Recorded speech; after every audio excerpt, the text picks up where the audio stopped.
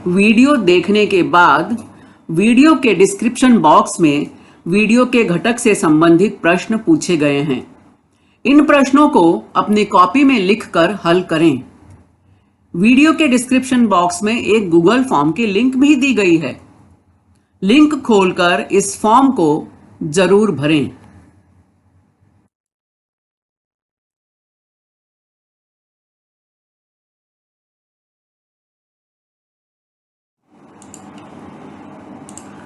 अभी जिस लिंक के बारे में मैंने बात की वह लिंक यहाँ दी गई है। तो डिस्क्रिप्शन बॉक्स में यह लिंक आपको मिलेगी। इस लिंक को ओपन करें। लिंक के ऊपर इस तरह से आपको सूचना भी मिलेगी।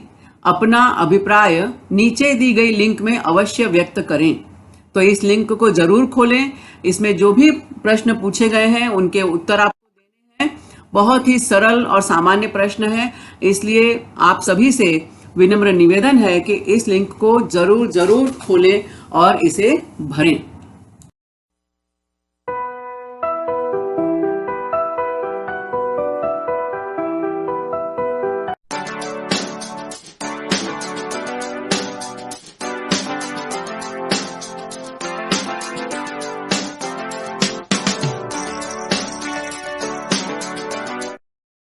नमस्कार, प्रणाम, आदाब।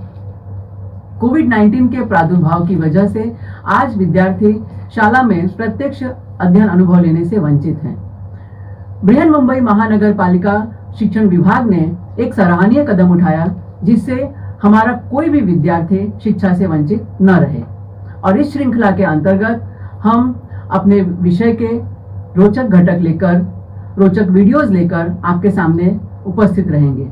और इसी के अंतर्गत मैं श्रीमती पूर्णिमा पांडे आप सभी को वर्चुअल स्टूडियो क्लास में आमंत्रित करती हूं, अपने एक नए विषय के साथ, नए घटक के साथ। तो चलें अपने विषय के संग। कक्षा 8वीं इतिहास और नागरिक शास्त्र। नागरिक शास्त्र विषय के अंतर्गत कक्षा 8वीं में हम संसदीय शासन प्रणाली के बारे में जानकारी प्राप्त कर रहे हैं। तो संसदीय शासन प्रणाली के अंतर्गत आज हम पढ़ेंगे पाठ 5 राज्य सरकार।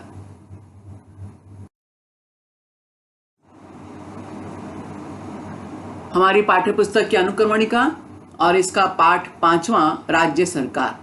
इसके पहले हम भारत की संसद, केंद्रीय कार्यकारी मंडल, भारत की न्यायपालिका आदि के बारे में जानकारी प्राप्त कर चुके हैं।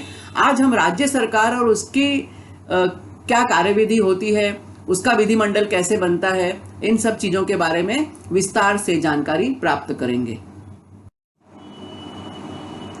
ये है हमारी कक्षा और कक्षा में हम पढ़ रहे हैं आज पाठ राज्य सरकार। देख रहे हो ना बाकी बच्चे कितने उत्साहित है ये पाठ पढ़ने के लिए। और राज्य सरकार, इसमें हम महाराष्ट्र की राज्य सरकार के बारे में जानकारी प्राप्त करेंगे। हमारा भारत देश, हमारे देश में संघ राज्य व्यवस्था है। और संघ राज्य व्यवस्था में जैसा कि हम जानते हैं कि 2 स्तरों पर शासन संस्थाएं काम करती हैं, राष्ट्रीय स्तर पर और राज्य स्तर पर। राष्ट्रीय स्तर पर जो रहती है वो केंद्र सरकार होती है और राज्य स्तर पर राज्य सरकार कार्यरत रहती है। हमारी नवीनतम संवैधानिक व्यवस्था के अनुसार भारत में 28 घटक राज्य हैं और वहां का शासन वहां की राज्य सरकार द्वारा चलाया जाता है। अब देखते हैं कौन कौन से हमारे घटक राज्य हैं। हम हिमाचल प्रदेश से शुरू कर रहे हैं। पहला नंबर हिमाचल प्रदेश, उत्तराखंड, उत्तर प्रदेश, बिहार, सिक्किम, मेघालय, आसाम, अरुणाचल प्रदेश, नागालैंड, मणिपुर, मिजोरम, त्रिपुरा, पश्चिम बंगाल, झारखंड, उड़ीसा, आंध्र प्रदेश, तमिलनाडु, केरल, कर्नाटक, गोवा, महाराष्ट्र, तेलंगाना, छत्तीसगढ़, मध्य प्रदेश, गुजरात, राजस्थान, हरियाणा और पंजाब। ये 28 राज्य हमारे यहाँ हैं और इन राज्यों का शासन वहां की राज्य सरकार द्वारा चलाया जाता है। और हमारी नवीनतम संवैधानिक व्यवस्था के अनुसार भारत के 9 केंद्र शासित प्रदेश हैं: अंडमान निकोबार द्वीप, दिल्ली, पुडुचेरी, दमन और दीव, दादरा और नगर हवेली, लक्षद्वीप, चंडीगढ़, जम्मू कश्मीर और लद्दाख।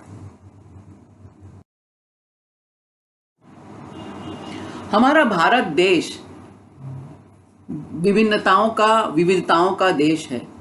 यहाँ पर भाषा की विविधता है तो परिधान की विविधता है, जनसंख्या विस्तारित है, 30 त्योहारों की विविधता है यानी सांस्कृतिक विविधता है। अनेक प्रकार की विविधताओं के बावजूद हमारा देश जो है ये एक है।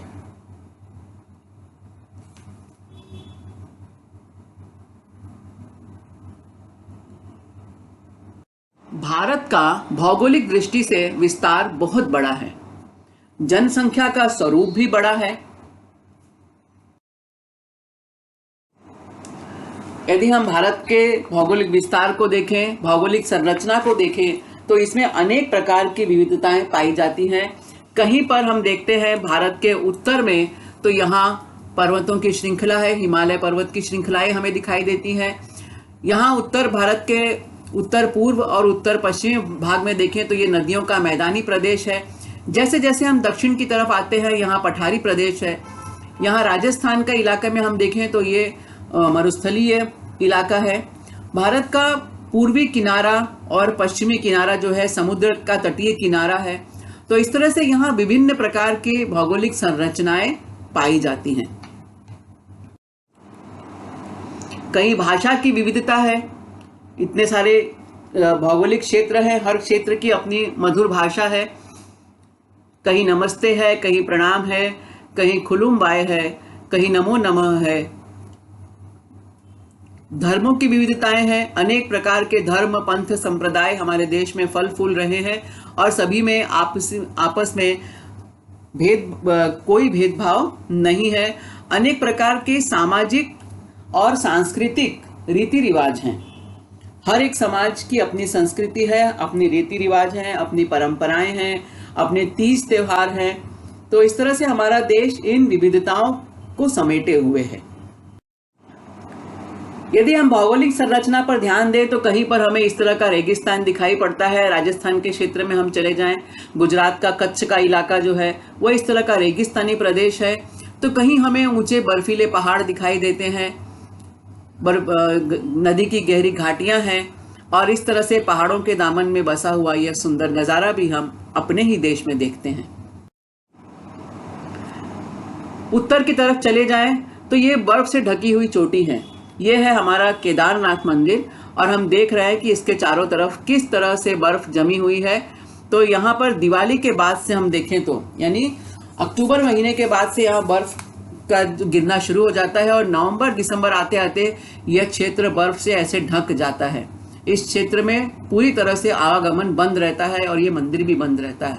तो एक तरफ तो ऐसा बर्फीला इलाका और एक तरफ रेगिस्तान की तपती हुई रेत। इसके साथ साथ भारत में भाषा, धर्म, रूढ़ी परंपरा और प्रादेशिक स्वरूप में भी विविधता पाई जाती है।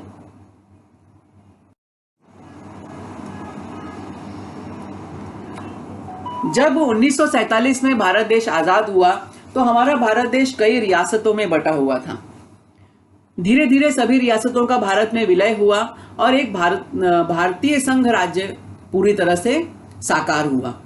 अब इसमें अनेक नवीन राज्यों के गठन की बात थी। अब राज्यों का बंटवारा किस आधार पर किया जाए, तो बहुत सारे मुद्दों पर विचार हुआ। गहन विचार विमर्श के बाद यह निश्चित हुआ कि प्रांतों की रचना भाषावार की जाए और उसी के आधार पर भाषावार प्रांत रचना हुई। हमारे भारत देश में अनेक भाषाएं हैं, अनेक भाषाएं। फिर भी कुछ राज्यों की मुख्य भाषाएं, जैसे हमारा महाराष्ट्र राज्य, यहाँ मराठी भाषा है, कर्नाटक में कन्नड़ भाषा है, आंध्र प्रदेश तेलंगाना में तेलुगु भाषा है, तमिलनाडु में तमिल भाषा, केरल में मलयालम भाषा, गोवा में कोंकणी भाषा, गुजरात में गुजराती है, राजस्थान में मारवाड़ी है, मध्य प्रदेश, उत्तर प्रदेश, बिहार, छत्तीसगढ़, झारखंड, पंजाब, हरियाणा, ये सब जो क्षेत्र है ये हिंदी भाषी क्षेत्र कहलाते हैं। पश्चिम बंगाल में बंगाली भाषा का साम्राज्य है। तो हम यदि पूर्वोत्तर इलाकों में देखें तो आसाम में आसामी भाषा है, और इसी तरह की अन्य भाषाएं हमारे पूरे देश भर में बोली जाती हैं। कहीं पंजाबी है, कहीं डोगरा है, कहीं कश्मीरी भाषा है। अनेक भाषाओं का संगम है हमारे देश में, और इसीलिए भाषावार प्रांत की रचना हुई। हमारे देश में भाषावार प्रांत रचना हुई।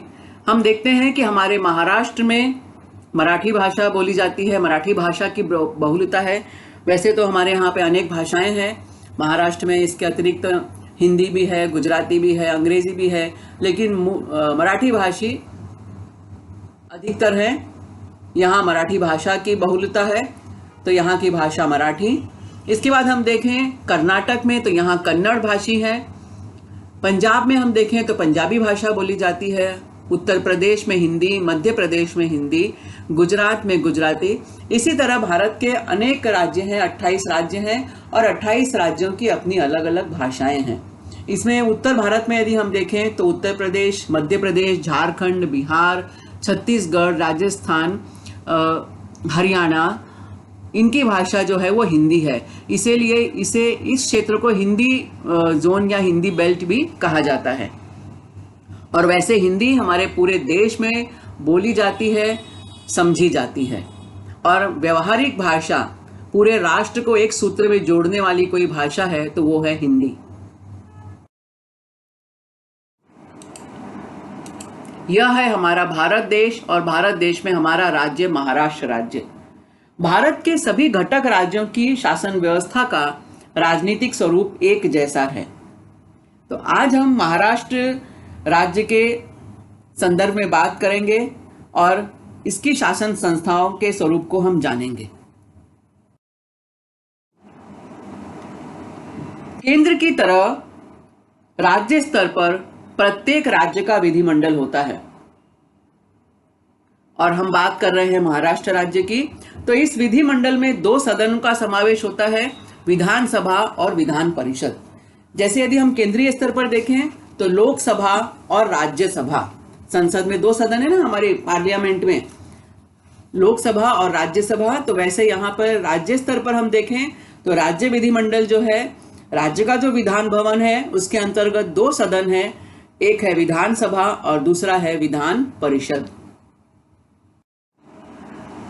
केंद्र की संसद की तरह राज्य स्तर पर प्रत्येक राज्य का विधिमंडल है। जिस तरह केंद्र में हमारे ये संसद भवन है, ये केंद्र का विधिमंडल है, वैसे ही प्रत्येक राज्य का भी विधिमंडल है राज्य स्तर पर।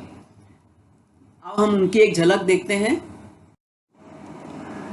ये है हमारे झारखंड राज्य का विधान भवन, ये बेंगलुरु का विधान भवन, यह उड़ीसा का विधान भवन, यह उत्तर प्रदेश का विधान भवन, यह दिल्ली का विधान भवन, ये भोपाल, मध्य प्रदेश भोपाल में स्थित विधान भवन, और यह है हमारे महाराष्ट्र राज्य का विधान भवन।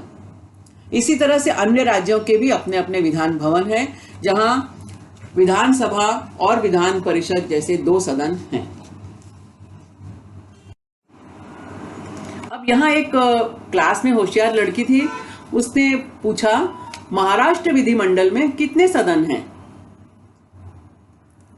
उसे बताया गया कि 2 सदन हैं। महाराष्ट्र राज्य का विधिमंडल हम देखें तो यहाँ 2 सदन हैं, विधानसभा और विधान परिषद। विधानसभा, अब हम महाराष्ट्र की विधानसभा के बारे में कुछ जानकारी प्राप्त करेंगे। महाराष्ट्र विधिमंडल का प्रथम सदन है विधानसभा, और इसके सदस्यों की संख्या है 288। ये हम जो यहाँ प्रतीकात्मक हम देख रहे हैं, ये हमारी विधानसभा के सदस्यों की संख्या है। अब इसमें सदस्यों की संख्या भी कैसे ली जाती है उसका विस्तार हम देखते हैं। 288 सदस्य हैं हमारी विधानसभा में। इसमें एंग्लो इंडियन समाज को भी प्रतिनिधित्व मिलता है और यदि उसका पर्याप्त प्रतिनिधित्व न हो तो राज्यपाल इस समाज के एक प्रतिनिधि को विधानसभा में नियुक्त करते हैं। इसके अलावा अनुसूचित जाति और अनुसूचित जनजाति के लिए भी कुछ सीटें आरक्षित होती हैं। यह है हमारा महाराष्ट्र राज्य और आप जो इसमें देख रहे हैं बहुत छोटे छोटे अंक लिखे हुए हैं, ये है हमारे महाराष्ट्र राज्य के निर्वाचन क्षेत्र। पूरे महाराष्ट्र को चुनाव के लिए निर्वाचन क्षेत्रों में विभाजित किया गया है। हर निर्वाचन क्षेत्र से जब चुनाव होते हैं तो अलग अलग प्रत्याशी खड़े होते हैं और उनमें से किसी एक प्रत्याशी को जिसको ज्यादा वोट मिलते हैं उसे विजयी घोषित किया जाता है। तो प्रत्येक निर्वाचन क्षेत्र से एक प्रतिनिधि का चुनाव होता है।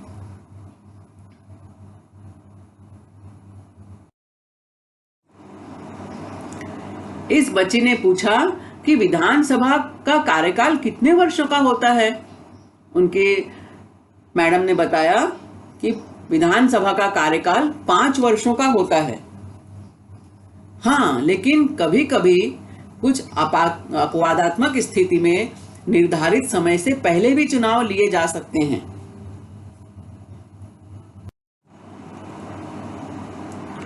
और मैडम ने बताया, तुम्हें पता है ना बेटा, विधानसभा के चुनाव लड़ने के लिए 25 वर्ष की आयु पूर्ण होनी चाहिए, क्योंकि चुनाव में जो प्रत्याशी खड़े होंगे उनके लिए भी कुछ आयु सीमा होनी चाहिए।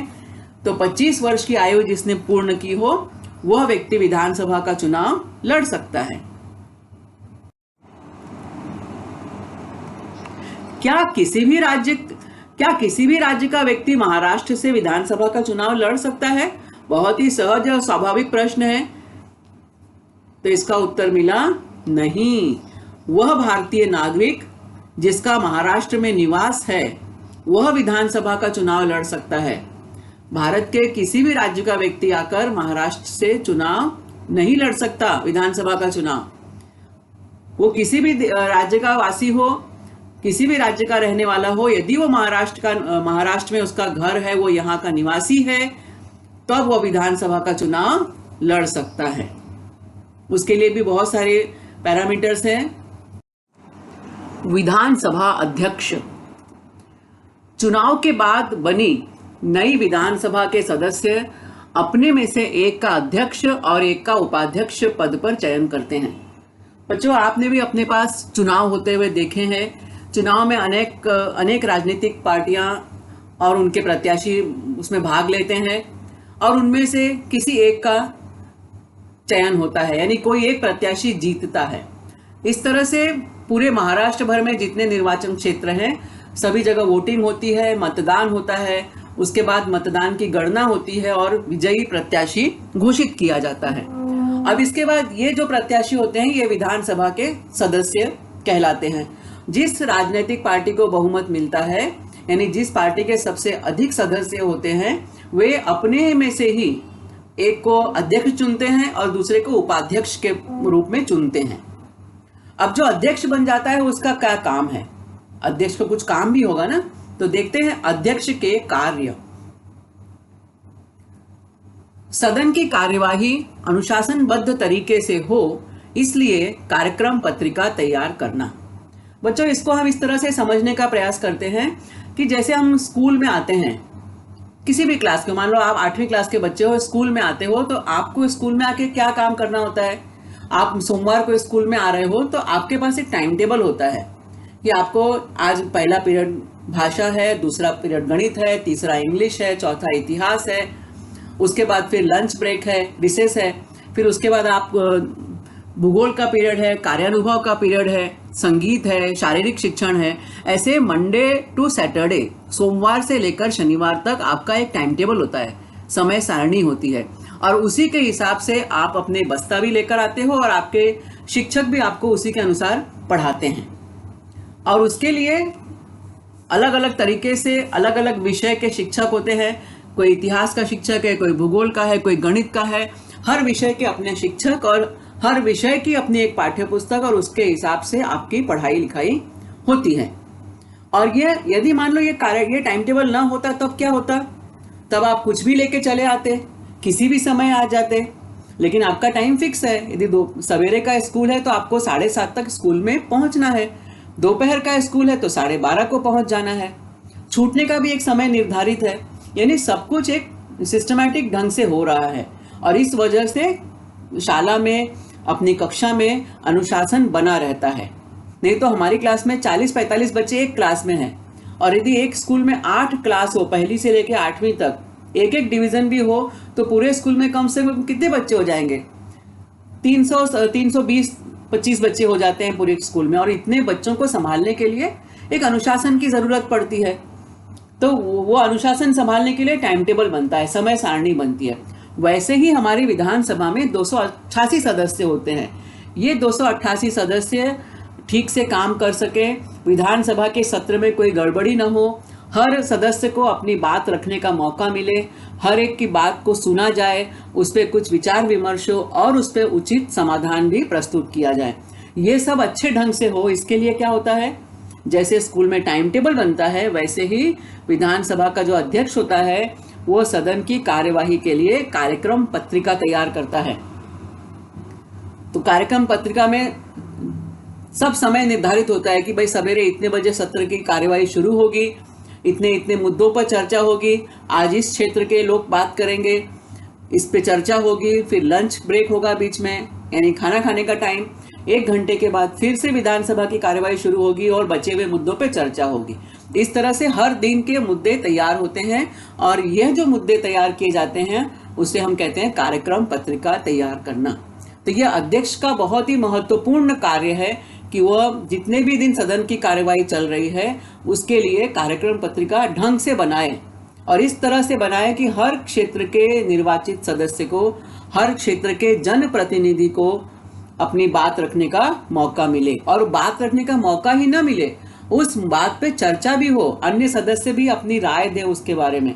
तो इस सब के लिए बहुत ही नियोजन करना पड़ता है और नियोजन जो होता है ये बहुत महत्वपूर्ण होता है किसी भी काम की सफलता के लिए। तो अध्यक्ष का काम बहुत महत्वपूर्ण है कि वह सदन की कार्यवाही के लिए कार्यक्रम पत्रिका उचित ढंग से तैयार करे। दूसरा मुद्दा है असंसदीय आचरण करने वाले सदस्यों को सदन से निलंबित करना। अब यदि किसी क्लास में किसी बच्चे ने गलत काम किया है या स्कूल के नियम के अनुसार काम नहीं किया है तो उसे कुछ सजा भी मिलती है, पनिशमेंट भी मिलती है, उसके अलग अलग रूप होते हैं। उसी तरह विधानसभा में जब कार्यवाही चलती रहती है और उस दौरान किसी सदस्य ने असंसदीय आचरण किया, यानी संसद की गरिमा के अनुरूप आचरण नहीं किया उसने, तो उसे सदन से सस्पेंड भी किया जाता है। कई बार होता है कि उसे 1 घंटे के लिए सस्पेंड किया, कई बार होता है पूरे दिन के लिए सस्पेंड किया, कई बार ऐसा होता है कि पूरे सत्र के लिए किसी को सस्पेंड कर दिया जाता है। सस्पेंड करना मतलब उसके निलंबित करना या उस कार्यवाही में भाग लेने से उसे वंचित कर देना। जैसे हम क्लास से बाहर निकाल दे किसी को, वैसे ही उसे उस समय उस सत्र से बाहर रख कर दिया जाता है। तो इस तरह ये विधानसभा का जो अध्यक्ष होता है उसके ऊपर बहुत ही महत्वपूर्ण जिम्मेदारी होती है। हमारा महाराष्ट्र राज्य, हमारा विधान भवन। महाराष्ट्र राज्य के विधिमंडल के वर्ष में कम से कम 3 अधिवेशन सत्र बुलाए जाते हैं। बजट विषयक सत्र, मानसून सत्र और तो बजट विषयक सत्र और मानसून सत्र मुंबई में होता है और तीसरा होता है शीतकालीन सत्र जो नागपुर में होता है।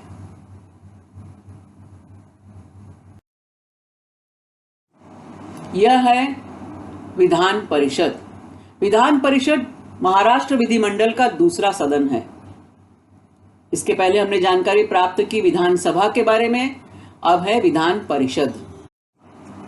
विधान परिषद, विधान परिषद के सदस्यों की संख्या होती है 78। अब ये 78 सदस्य कैसे चुने जाते हैं? इनका चुनाव अप्रत्यक्ष रूप से होता है, समाज के विविध घटकों द्वारा किया जाता है।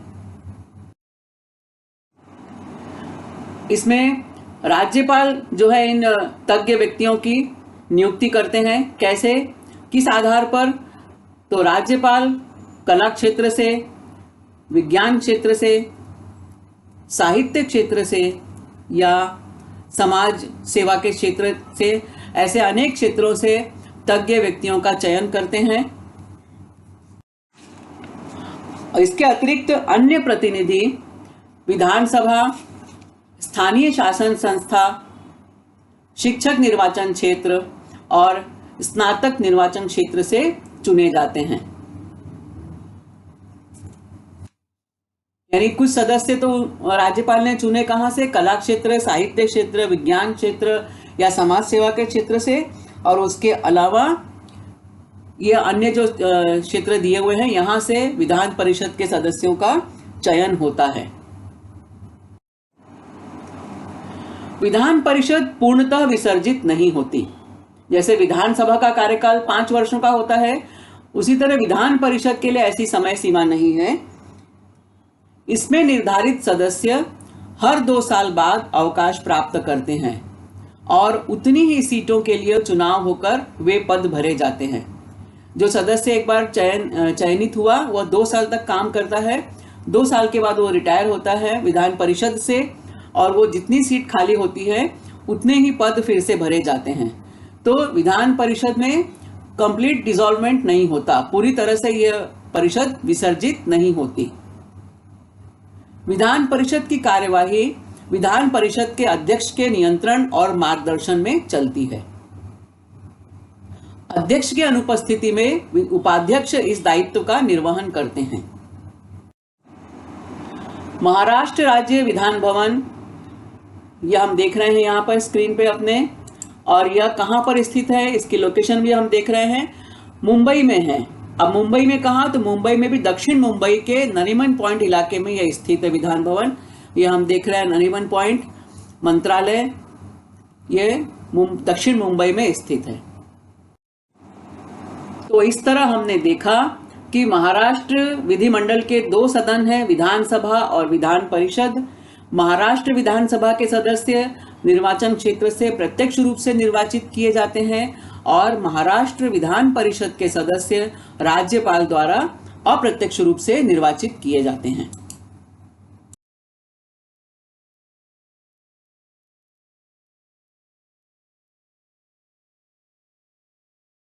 यह वीडियो देखा, सुना और समझा।